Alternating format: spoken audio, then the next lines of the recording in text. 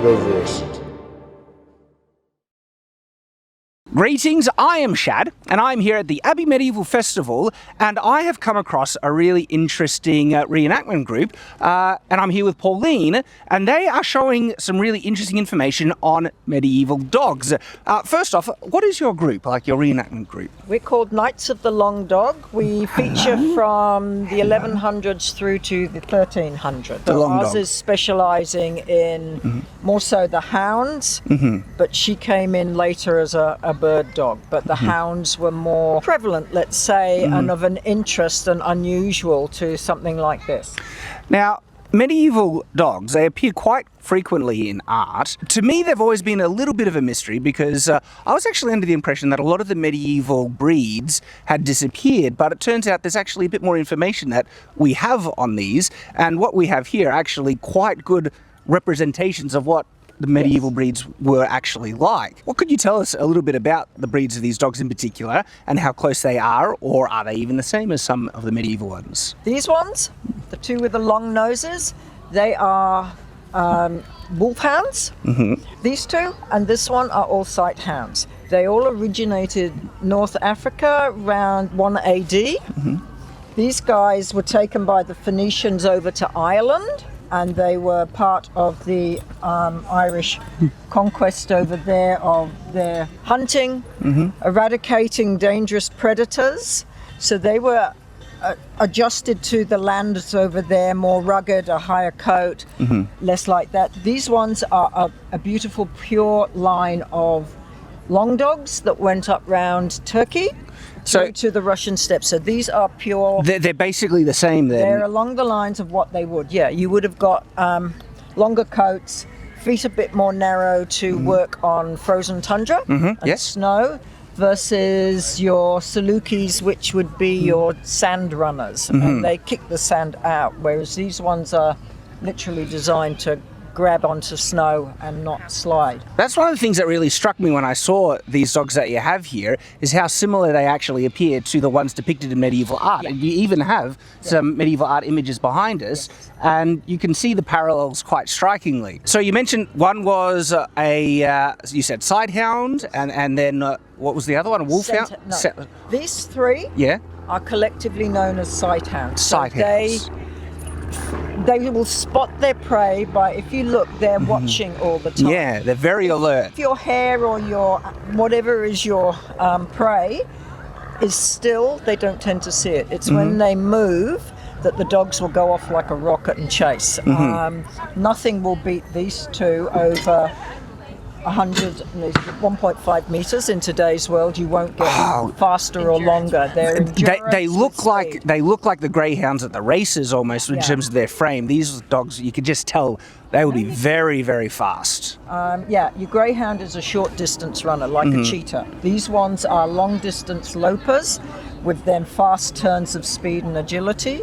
She would have been again a sighthound, but not for speed. They would have carted her to where they were going to do most of the hunt and then release the hounds. Not quite the kraken, but the hounds.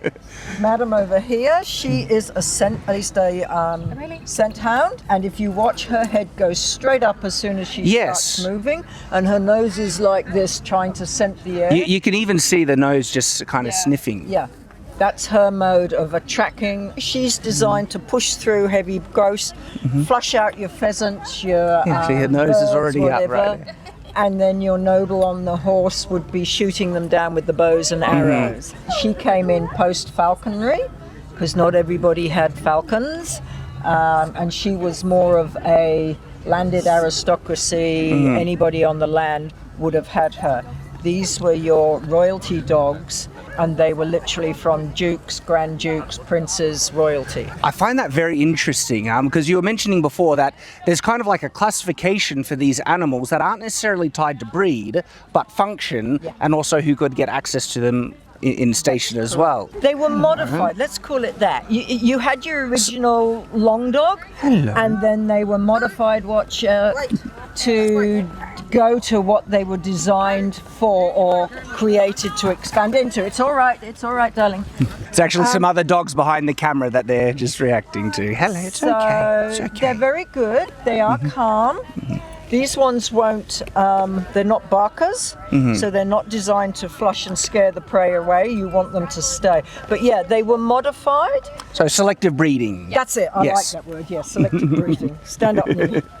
And as you can see, look, she's quite a big dog. Yeah. She was designed for boars, wolves, stag, and Madam was originally also used for some of the war capers because she could pull people off their chariots and off their small ponies.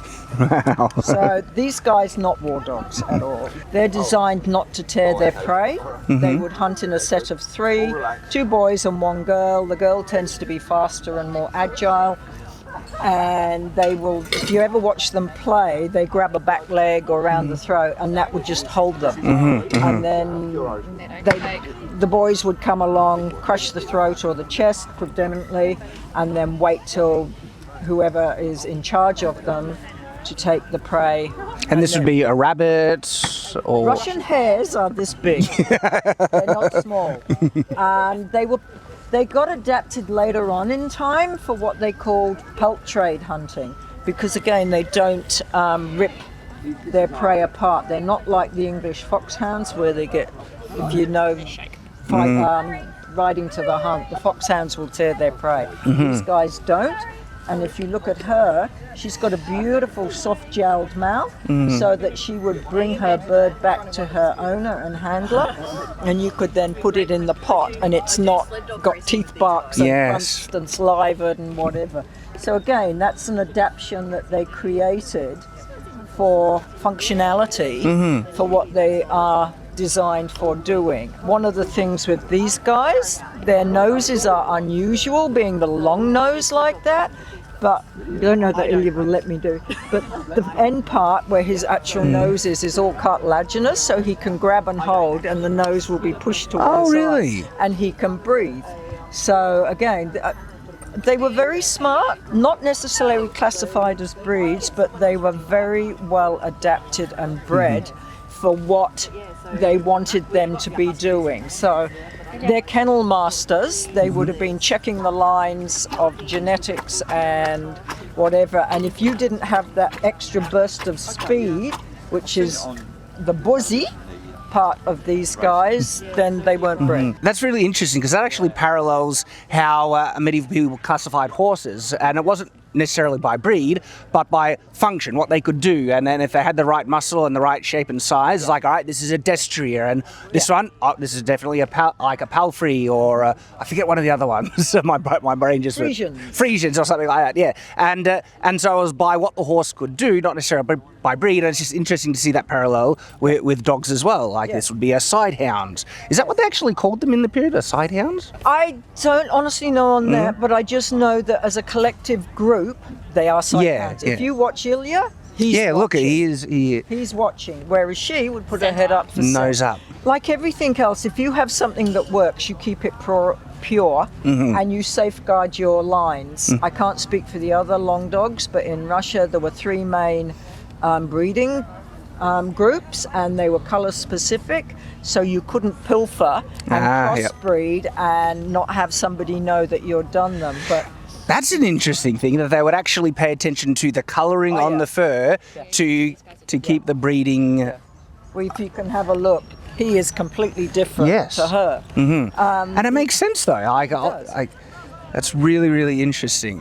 One other thing that I like for a quirky part, the Romany gypsies, with their reputations, they would steal, if they could, a puppy, because they were crossbred with some of their camp dogs, and that's where your gypsy lurcher comes in, because these are fast, quiet, can grab on the run, keep going, and they will pilfer somebody's chicken, their dinner off the top. And the gypsies were very clever, they knew, and as I said, hanging a fence if you were under a duke, and it was policed, but they were well.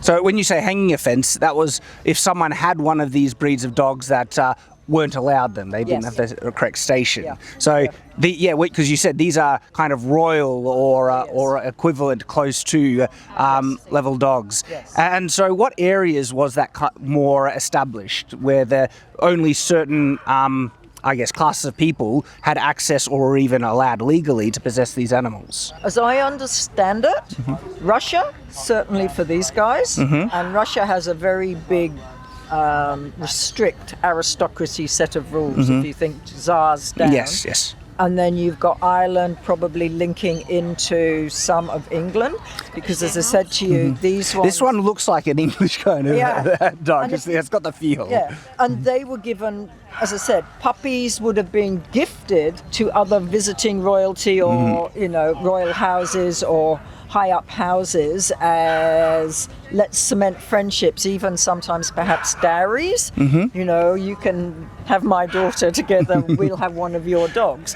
And they'll be gifted as a puppy. Yeah. That would be a very adorable gift. Yeah. I could just imagine that people kind of... Oh. See, the other thing is if you think, per food bill, considerably less than these two. So if you're a peasant, you have to be able to feed them. Yes, because as you're saying, like these were the royal ones, but this breed here was used more by commoner, regular people. Yes. And if you think you've got a kennel of, say, 30, some of the kennels, if I told you, they were up to in the hundreds. Really? Yeah, and you've got to feed them. Yeah, I could imagine. After they were, prey was caught, often the entrails offal was the dog's rewards. In terms of how common dogs were in the medieval period, I'd like to kind of discuss to what level and what use were they used by regular people and also royalty, as in if I was a peasant, why would I want a dog and what would I use it for? Because I can already get the impression from periphery study and things that they were actually far more important for medieval life than if you're just a pet. Peasant, one of these ones at least will augment your pot. Because you need to eat and you need something to catch it. Yes. Or flush it out. These guys, if you were a peasant, you would have been the kennel handlers and the whatevers. You didn't have to worry about them. There would have been the odd crossbreed curs, as they would have called them. But on the whole, these guys were kennels, and you would have had your kennel master, and he would have had several minions. Yes.